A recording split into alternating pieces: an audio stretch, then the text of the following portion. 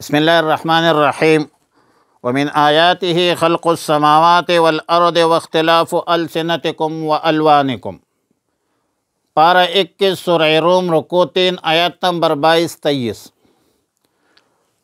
آیات مذکورہ آیات نمبر 22 میں قدرت کاملہ حکمت کاملہ کی تیسری قدرت کا بیان ہے کہ آسمان و زمین کی تخلیق، انسانوں کے مختلف طبقات، مختلف زبانیں، مختلف قومیں، مختلف قوموں کی زبانوں میں لب و لہجہ، اور اس میں یہ اختلاف، تفاوت، تمیز، اور قوموں میں بعض اقوام رنگ کے اعتبار سے سیاہ، بعض اقوام سفید، سرخ، زرد، یہ اختلاف، لون رنگ کا اختلاف، زبان کا اختلاف قدرت الہی کا کرشمہ ہے۔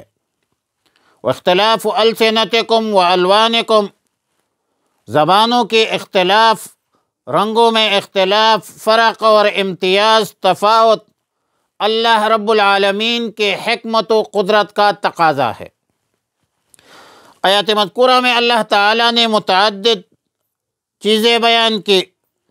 آسمان کی تخلیق، زمین کی تخلیق سے مختلف، آسمان کو بنایا ہے بغیر عمد ترونہا، زمین کو بنایا ہے نہ بالکل پانی کی طرح نرم، نہ لوہے کی طرح سخت، زراعت کے قابل اور تعمیرات کے قابل بنایا ہے۔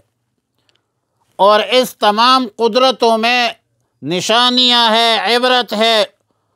ان فی ذالک لآیات للعالمین، علم والوں کے لیے، سمجھنے والوں کے لیے نشانیاں ہے جو اللہ کی قدرتوں پر، اللہ کی نعمتوں پر، اللہ کے حکمتوں پر غور کرے، حکمت اور فکر کرے۔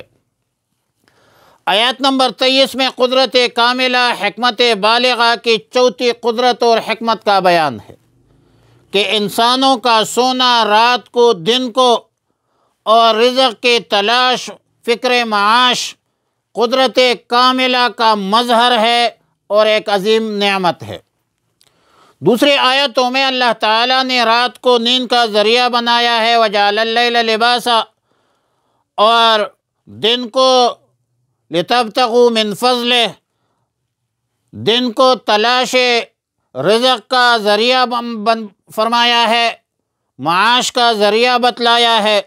اب ظاہر ہے کہ ان دونوں چیزوں کے حصول میں انسانی کمال کا عمل دخل نہیں ہے، انسانی کمالات کا تابع نہیں ہے، بلکہ یہ دونوں چیزیں عطائے خداوندی ہے۔ جیسا کہ رات دن کا مشاہدہ ہے، بعض لوگ کتنے اسباب کا استعمال کرتے ہیں، دوائیاں کھاتے ہیں، لیکن بدقسمتی سے پھر بھی ان کو نیند نہیں آتی، اور ایک میرے رب کی مرضی ہے کہ جسے چاہے تو دھوپ پر، زمین پر، بغیر چارپائی کے زمین پر لیٹ جاتا ہے، سو جاتا ہے، فرش پر سر کے نیچے پتھر اور اینٹ رکھ کر سو جاتے ہیں، اور یہ حال تحصیل معاش کا ہے۔ کتنے لوگ ہیں جو بڑی محنت کرتے ہیں، بہت مشقت کرتے ہیں، بہت ہمت کرتے ہیں، لیکن معاشی ترقی مقدر نہیں ہوتی۔ بات مقدر کی ہے۔ بعض لوگ ایسے ہوتے ہیں جو معمولی محنت کرتے ہیں، معمولی ہمت کرتے ہیں، مشقت کرتے ہیں، لیکن ترقی کرتا ہے معاشی، اور بہت بڑا ترقی کرتا ہے۔ تعلیمی طور پر کتنے لوگوں کو دیکھا ہے کہ وہ ناخواندہ ہوتے ہیں، ان پڑھ ہوتے ہیں، پڑھے لکھے نہیں ہوتے، لیکن بات مقدر کی ہے کہ کتنے اعلیٰ تعلیم یافتہ لوگ اس کے ماتحت کام کرتے ہیں۔ اب ظاہر ہے کہ اس میں عبرت ہے، موعظت ہے، اور ظاہر ہے کہ دنیا عالم اسباب سے اللہ تعالیٰ نے بڑے حکمت سے، مصلحت سے بنایا ہے، تلاش رزق کے لیے اسباب کا استعمال تو ہونا چاہیے، ضروری ہے، لیکن سچ یہ ہے کہ اسباب کو اسباب کے درجہ میں رکھا جائے، مسبب الاسباب پر یقین و اعتماد رکھا جائے۔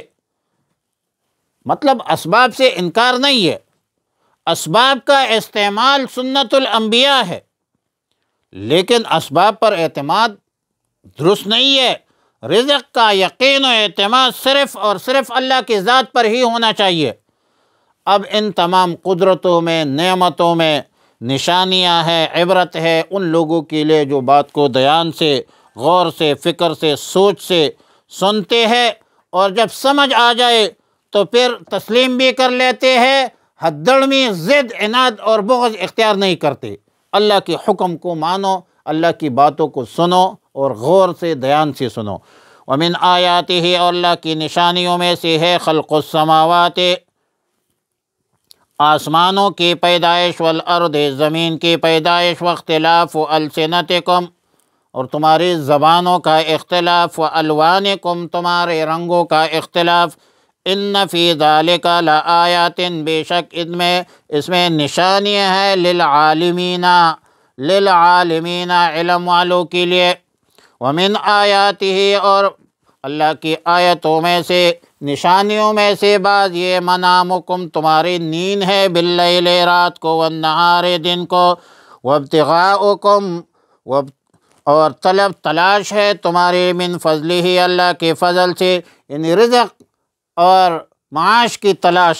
ان فی ذالک لآیات، بے شک اس میں نشانیاں ہیں، لقوم یسمعون، ان لوگوں کے لیے جو سنتے ہیں، جو بات غور سے سنتے ہیں، فکر سے سنتے ہیں، دھیان سے سنتے ہیں، اس پر عمل کرتے ہیں۔ وصلی اللہ علی النبی الامی الکریم۔